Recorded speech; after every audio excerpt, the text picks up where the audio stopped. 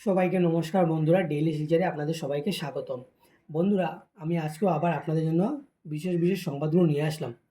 বন্ধুরা, আমি প্রত্যেকদিনই আপনাদের জন্য গুরুত্বপূর্ণ সংবাদগুলো নিয়ে আসি। বন্ধুরা, আপনারা যারা চ্যানেলে নতুন রয়েছেন, আপনারা চ্যানেলটিকে অবশ্যই সাবস্ক্রাইব করে রাখবেন এবং ভিডিওটা দেখার সঙ্গে সঙ্গে লাইক এবং শেয়ার করে রাখবেন। বন্ধুরা, আমি যখনই পরবর্তী ভিডিও নিয়ে আসবো আপনার সঙ্গে সঙ্গে আপডেট পেয়ে যাবেন। বন্ধুরা, আজকের বিশেষ বিশেষ গুরুত্বপূর্ণ সংবাদগুলো হলো জনসংখ্যা বৃদ্ধি ভয়াবহ, 2041 সালেই মুসলিম সংখ্যাগরিষ্ঠ হবে অসম, বললেন হিমন্ত।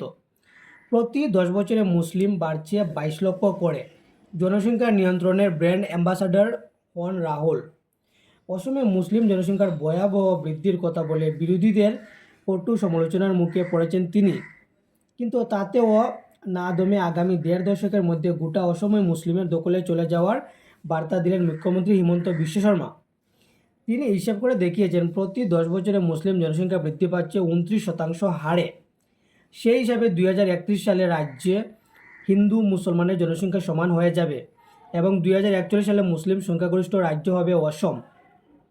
গত মঙ্গলবার ঝাড়খণ্ডে গিয়ে মুখ্যমন্ত্রী অসমের মুসলিম জনসংখ্যার বাড়ন্ত নিয়ে যা বলেছেন তাতে প্রতিক্রিয়ার সৃষ্টি হয়েছে গোটা দেশে।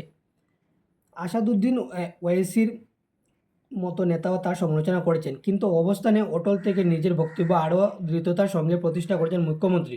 তিনি বলেন, আমি যা বলেছি সেটা জনগণনার তথ্য। অসমে 40% হয়েছে মুসলিম জনসংখ্যা। কোটা বিরোধী আন্দোলন অগ্নিগর্ভ অপার বাংলা। পুলিশ বিক্ষোভকারীদের মধ্যে সংঘর্ষ অব্যাহত, মৃত্যু বেড়ে 44, বাতিল ঢাকা কলকাতা মৈত্রী এক্সপ্রেস। দেশ জুড়ে কারফিউ, পরিস্থিতি নিয়ন্ত্রণে সেনা মোতায়েন বাংলাদেশে। দেশ জুড়ে কারফিউ জারি করা হলো অগ্নিগর্ভ বাংলাদেশে। পরিস্থিতি নিয়ন্ত্রণে সেনা মোতায়েনের সিদ্ধান্ত নিয়েছে সরকার। প্রধানমন্ত্রী শেখ হাসিনার প্রেস সেক্রেটারি নঈমুল ইসলাম খান শুক্রবার রাতে একথা জানিয়েছেন। কোটা বিরোধী আন্দোলন দাউ দাউ করে জ্বলছে বাংলাদেশ। শুক্রবারও বিক্ষোভকারী ছাত্রদের সঙ্গে পুলিশের সংঘর্ষ অব্যাহত। এদিন সংঘর্ষের মাঝে পড়ে প্রথমে ঢাকা শহরে 3 জনের মৃত্যুর খবর পাওয়া যায়। তারা হলেন আব্দুল গনি 45 বছর, রাকিব 22 বছর ও রাসেল 21 বছর।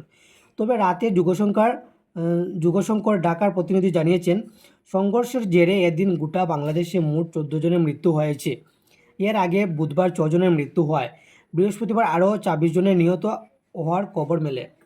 ফলে শুক্রবার সব মিলিয়ে সংঘর্ষে মৃত্যুর সংখ্যা বেড়ে হলো 44 জন। এদিনও আহত হয়েছেন 2 শতাধিক। দেশের বিভিন্ন হাসপাতালে আহতদের চিকিৎসা চলছে। পরিস্থিতি কার্যত আয়ত্তের বাইরে চলে গিয়েছে।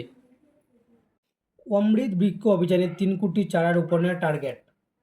অমৃত বৃক্ষ অভিযানে গতবার 1 কোটি গাছের চারা রোপণের টার্গেট নেওয়া হয়েছিল। সেখানে চারা রোপণ করা হয় 1.12 কোটি। তাই এবার 3 কোটি গাছের চারা রোপণের লক্ষ্য নিয়ে শুরু হচ্ছে অমৃত বৃক্ষ অভিযান। তবে গতবারের অভিজ্ঞতা থেকে এবার আর একদিনে নয়, 1 থেকে 15 আগস্ট অবধি 15 দিনের অমৃত বৃক্ষ অভিযান শুরু করছে সরকার। জনগণের নাম নথিভুক্ত করার জন্য শুক্রবার এ সংক্রান্ত পোর্টাল চালু করেছেন মুখ্যমন্ত্রী। এদিন জনতা ভবনের লোকসভা ভবনে আয়োজিত এক অনুষ্ঠানে অমৃত বৃক্ষ অভিযানের পোর্টাল উন্মোচন করেন মুখ্যমন্ত্রী। গাছের চারা রোপণের অভিযানে গতবার 10টি গিনেস রেকর্ড তৈরি হয়েছিল। তবে এবার আর রেকর্ডের লক্ষ্য নয়, বরং যথাযথভাবে গাছের চারা রোপণ এবং প্রতিপালনের জন্য জনগণকে সচেতন করে তোলার লক্ষ্য নিয়েছে সরকার। 1 থেকে 15 আগস্ট অভিযান চলবে। নাম নথিভুক্ত করার পোর্টাল চালু করলেন মুখ্যমন্ত্রী। সবাইকে ধন্যবাদ বন্ধুরা, আমি আবারও আপনাদের জন্য পরবর্তী ভিডিও নিয়ে আসবো।